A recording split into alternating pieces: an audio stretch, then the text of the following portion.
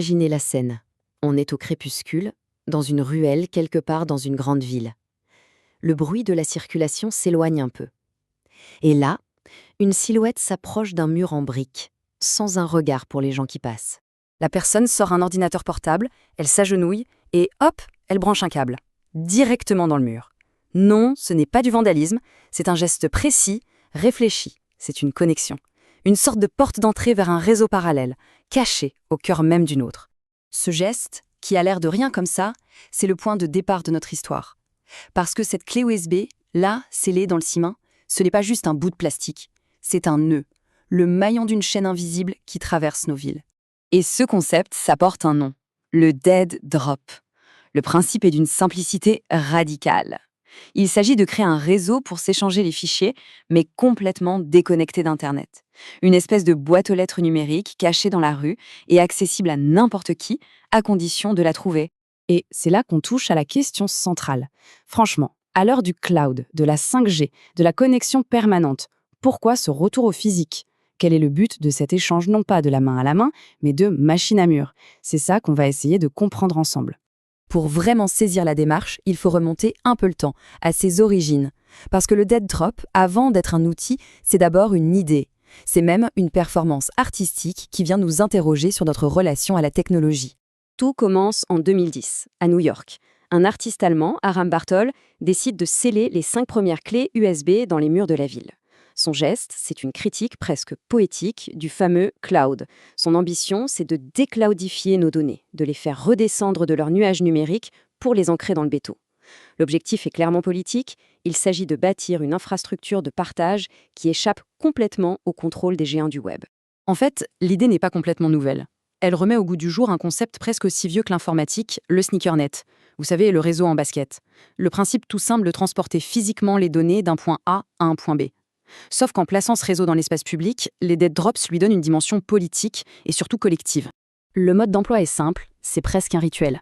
D'abord, il faut localiser un drop grâce à une carte en ligne, maintenue par la communauté. Ensuite, il faut y aller, physiquement. Et enfin, on se branche pour voir ce qu'il y a dedans, et pourquoi pas y laisser sa propre trace. Souvent d'ailleurs, on y trouve un petit manifeste qui explique le projet. Et ce qui n'était au départ qu'une performance artistique est devenu un vrai phénomène mondial. Aujourd'hui, on compte plus de 200-300 de ces boîtes aux lettres clandestines, répertoriées un peu partout sur la planète. Et si on mettait toutes ces clés bout à bout, ça représenterait une capacité de stockage de plus de 75 téraoctets. C'est une véritable bibliothèque numérique parallèle dont les étagères seraient les murs de nos villes.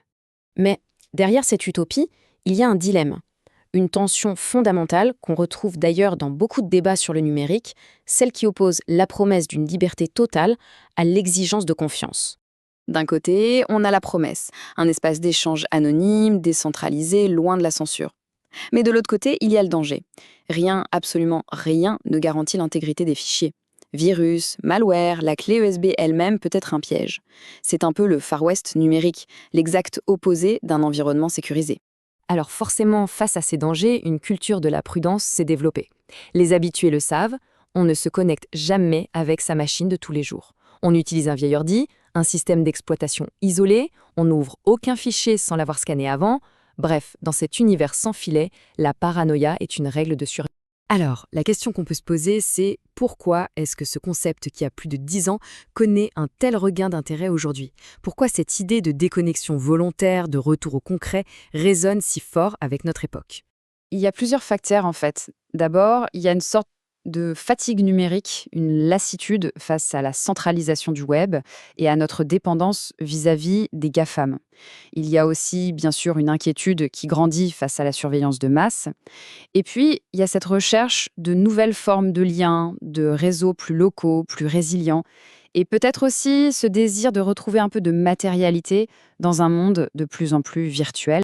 Parce qu'au-delà de la simple curiosité technique, les dead drops agissent un peu comme un miroir. Ils nous renvoient l'image de notre propre dépendance et ils nous forcent à nous poser des questions sur l'avenir de nos infrastructures numériques. Ces installations, elles nous confrontent à une question qui est fondamentale, presque existentielle pour notre société. Que se passerait-il si, un jour, Internet n'était plus l'option par défaut ? En cas de panne géante, de censure, de blackout, comment est-ce qu'on s'organiserait pour échanger et collaborer ? Finalement, le dead drop, c'est peut-être un peu des deux. le vestige d'une utopie des débuts d'Internet, c'est certain.